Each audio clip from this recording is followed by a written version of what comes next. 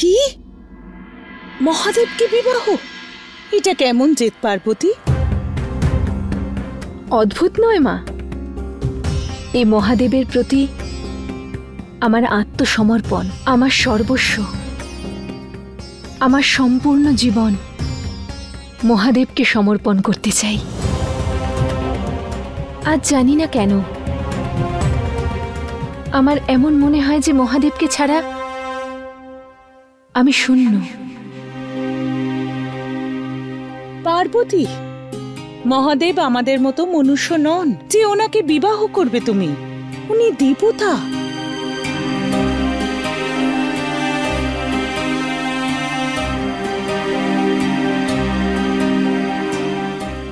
জানি আমি যে উনি মনুষ্য নন, উনি দেবতা। আর এটাও জানি যে মানুষের অস্তিত্বকে উনি দেবতাদের থেকেও বড় করে দেন। এই কারণে তাকে দেব নয়, মহাদেব বলা হয়।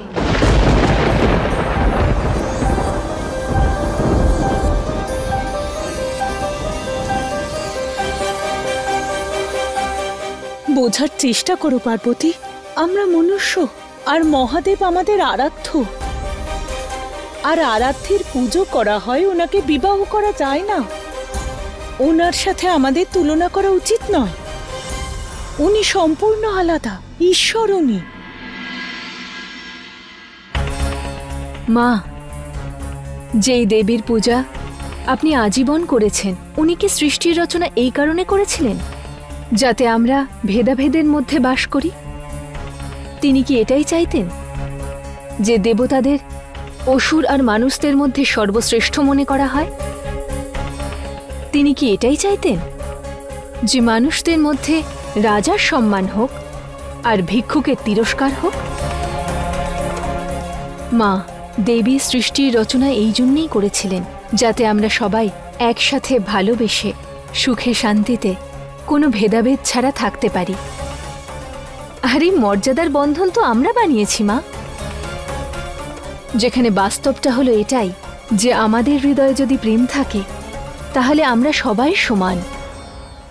কেউ মহানও নয়, কেউ তুচ্ছও নয়, আর কেউ দেবতাও নয়, কেউ মনুষ্যও নয়। আমরা সবাই দেবীর সৃষ্টি মা, ব্যাস।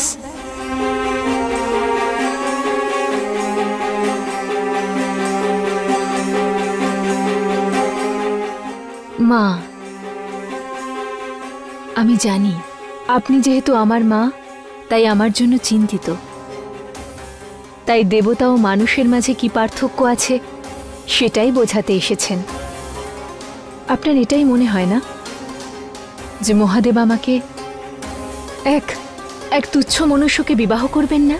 কিন্তু মা, আমার বিশ্বাস আছে যদি মহাদেবের প্রতি আমার প্রেম আর ভক্তি সত্যি হয় তাহলে এক না একদিন আমি ওনার কাছে পৌঁছে যাবই। আর সেই দিন আমরা চিরকালের জন্য এক হয়ে যাব।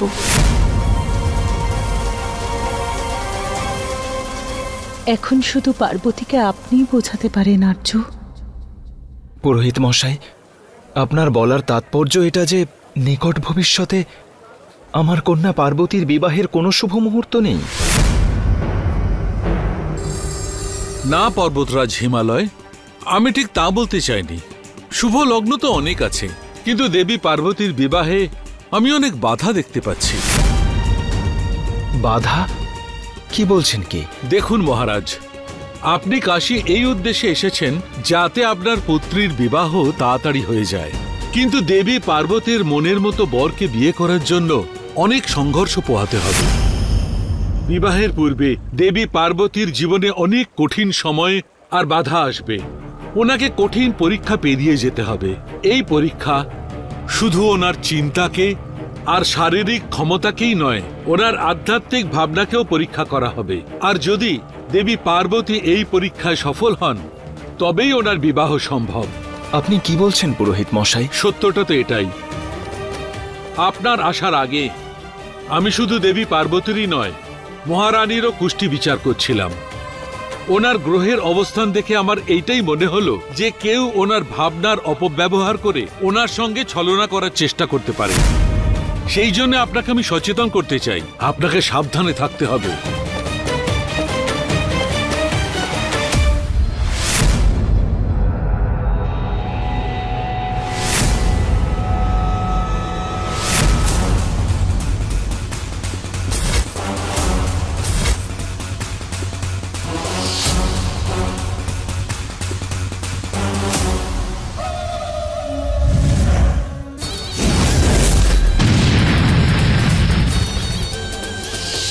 ওই দিন তো তুমি তোমার মেয়েকে আমার থেকে বাঁচিয়ে নিয়েছিলে, কিন্তু আজ স্বয়ং তুমি তোমার মেয়েকে আমার হাতে তুলে দেবে।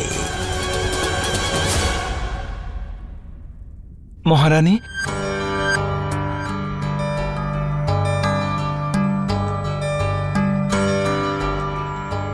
রাজকুমার দণ্ড ওখানে কেন দাঁড়িয়ে আছেন? ভেতরে আসুন। হ্যাঁ মহারানী।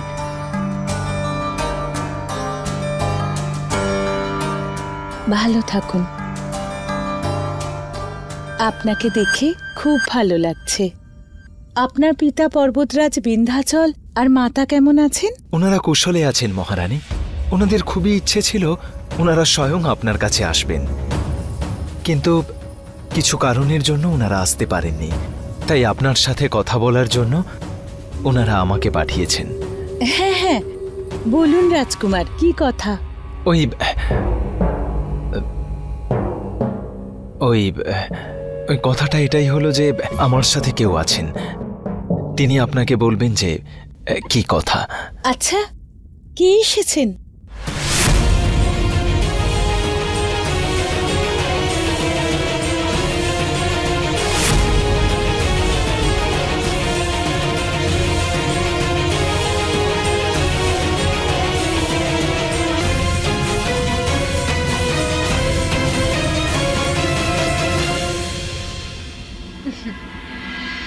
আপনার শুভাকাঙ্ক্ষী। আমি আপনার কন্যা পার্বতীর সঙ্গে রাজকুমার দণ্ডকের বিবাহ প্রস্তাব এনেছি।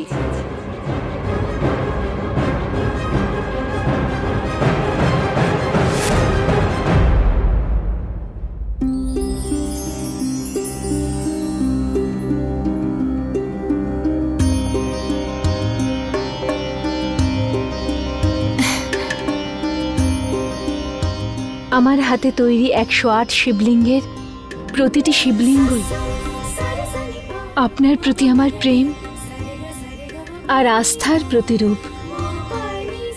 আর এবার এনাদের পূজা করি আপনার কাছে পৌঁছানোর জন্য যাত্রা আমি আরম্ভ করলাম মহাদেব।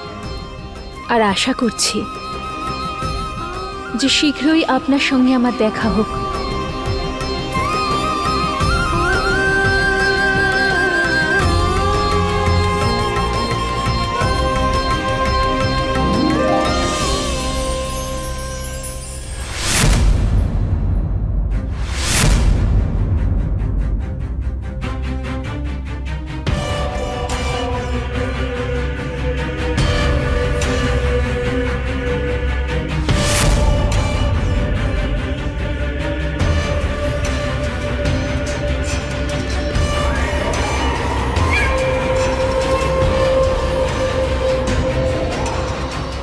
খুব সুন্দর শিবলিঙ্গ তৈরি করেছো পার্বতী।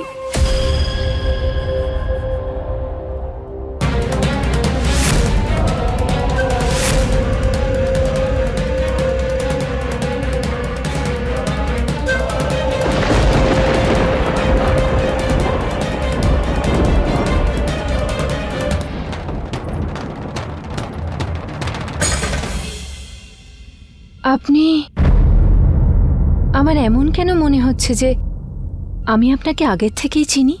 হতে পারে গত জন্মে আমাদের মধ্যে সম্পর্ক ছিল। সেসব বাদ দাও। আমার নাম দিতি। আমি এখানে মহারানী ময়নাবতীর কাছে পর্বতরাজের একটা সংবাদ দিতে এসেছি। তাই ভাবলাম তার কন্যার সঙ্গেও সাক্ষাৎ করে নি। ক্ষমা করবেন, কিন্তু এখন আমায় শিব পূজা আরম্ভ করতে হবে, তাই আপনাকে আমি সময় দিতে পারবো না। দিন, এই শিবলিঙ্গটা আমায় দিন।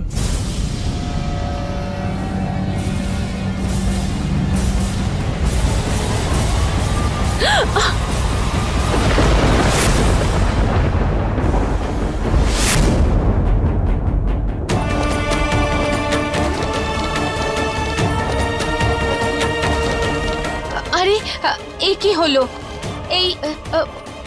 এই শিবলিঙ্গ তো খণ্ডিত হয়ে গেছে। এর তো শুধুমাত্র একটাই অর্থ দাঁড়ায়, তোমার শ্রদ্ধায় নিশ্চয়ই খামতি রয়েছে। আচ্ছা ঠিক আছে, যা হয় তা মঙ্গলের জন্যই হয়। হয়তো এটা এই বিষয়ের সংকেত যে তোমার এই সময় মহাদেবের ভক্তিকে ভুলে সম্পূর্ণরূপে নিজের বিবাহের কথা ভাবা উচিত। আমার বিবাহ? হ্যাঁ, আমি বললাম যে আমি এখানে মহারানী ময়নাবতীর কাছে পর্বতরাজের দেওয়া এক প্রস্তাব নিয়ে এসেছি। উনি নিজের পুত্র রাজকুমার দণ্ডকের সাথে তোমার বিবাহ দিতে চান, আর তোমার মাতা সেই প্রস্তাবে রাজিও হয়ে গেছেন। দণ্ডক,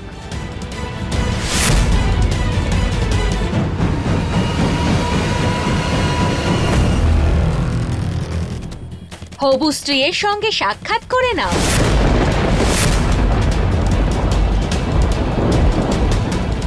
প্রণাম। আমি জানি এসব কিছু অতি শীঘ্রই হচ্ছে, কিন্তু আমার পূর্ণ বিশ্বাস আছে যে আমরা দুজনে একসাথে সুখেই থাকব।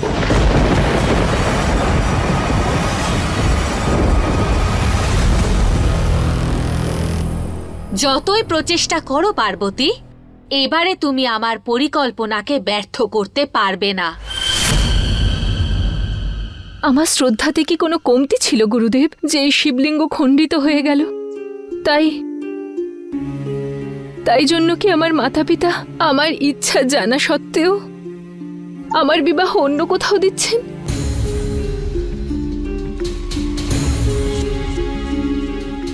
পার্বতী, এই শুকনো হওয়া ফুলটাকে দেখো। এই শুকনো ফুলটা কখনো কুঁড়ি ছিল, খুবই সুন্দর, অপূর্ব। আর এই কুঁড়ি একদিন ফুল হলো।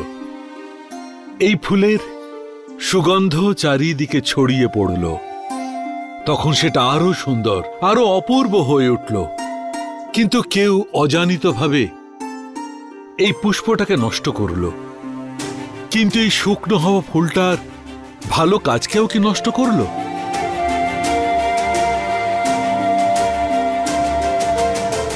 কুঁড়ি যদি এই চিন্তা করত ভবিষ্যতে ওটা শুকনো হয়ে যাবে, তবে কখনো ও কি ফুল হয়ে ফুটত? না, তাই তো? কারোর কোনো কুকথা বা কর্মকে নিজের জীবনে প্রভাবিত হতে দিও না। তুমি যে পথ বেছেছ, যে পথে চলেছ, তাতে এগিয়ে চলো। আর মহাদেবের প্রতি তোমার যা প্রেম, ওটাকে লালন করো।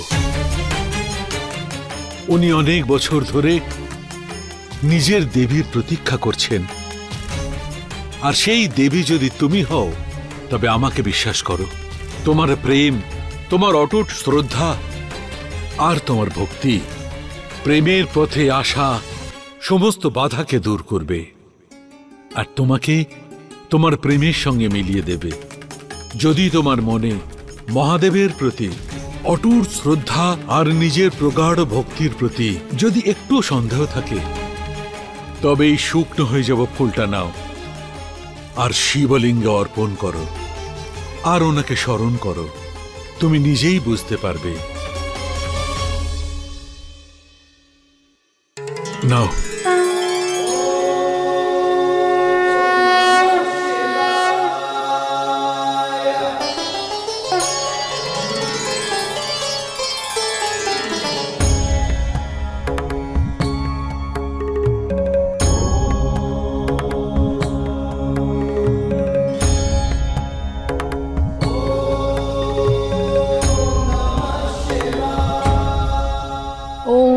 নমঃ শিবায়।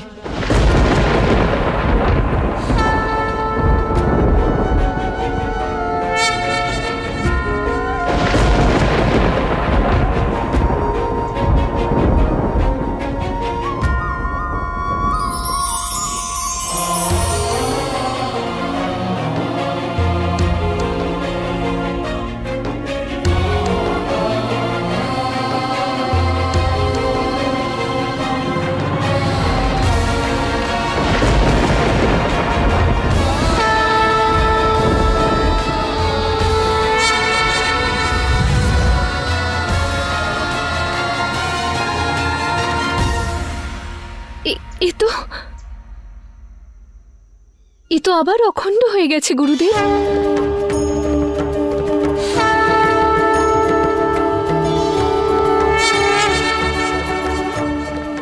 হ্যাঁ পার্বতী, এর অর্থ হচ্ছে যে তুমি এইভাবে মহাদেবের প্রতি পূর্ণ শ্রদ্ধা আর ভক্তির সঙ্গে প্রেম আর সমর্পণের এই পথে এগিয়ে চলো। স্বয়ং নিয়তি তোমাকে মহাদেবের কাছে পৌঁছবার তোমার পথকে প্রশস্ত করতে থাকবে, আর তোমার এই অটল বিশ্বাসের কারণে এই সমস্ত ব্রহ্মাণ্ডও তোমার কাজে সহায়তা করবে।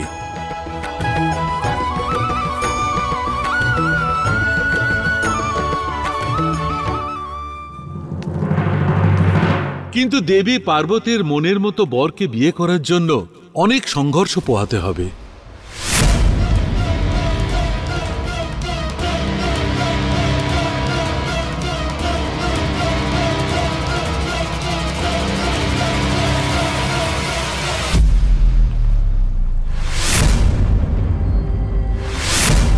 আপনি আপনার মেয়ে পার্বতীকে নিয়ে একটা ভয়ঙ্কর ভুল করতে চলেছেন পর্বতরাজ।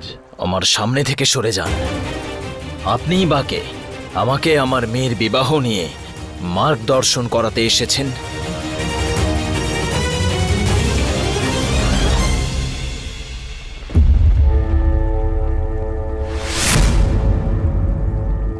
প্রজাপতি দক্ষ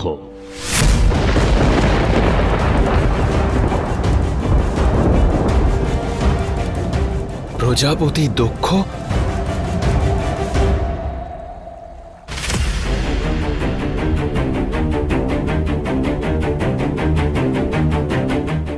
আমি জানি এই সব কিছু অতি শীঘ্র হচ্ছে, কিন্তু আমার পূর্ণ বিশ্বাস আছে যে আমরা দুজন একসাথে সুখেই থাকব। হে নারায়ণ, জানি না কেন দণ্ডককে দেখে আমার এক বিচিত্র অনুভূতি হচ্ছে। মনে হচ্ছে যেন কিছু ঠিক নেই।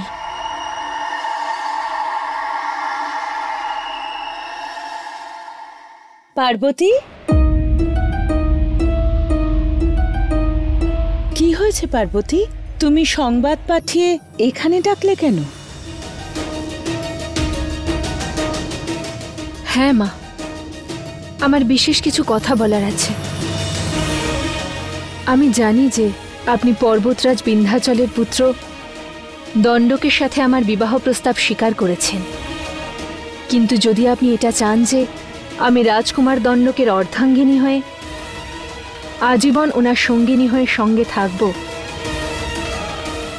তাহলে বিবাহের পূর্বে আমি চাই যে রাজকুমার দণ্ডক আমার সঙ্গে হিম সরোবরকে পার করুন।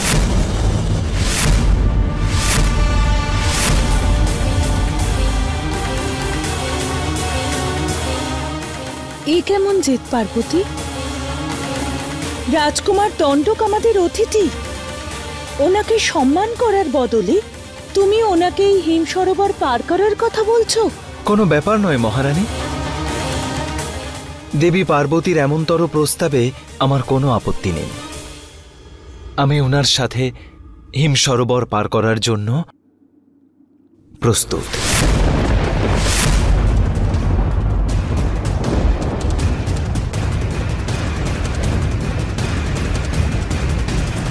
পার্বতী, কোনো অনিষ্ট হওয়ার আগে তোমার এই জেদ তুমি ত্যাগ করো।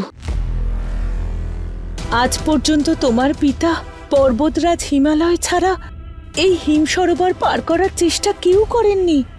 মা, অনিষ্ট তো তাদের সাথেই হয় যাদের হৃদয় মলিন। আমি তো কেবল আমার মনের সংশয় দূর করতে চাই।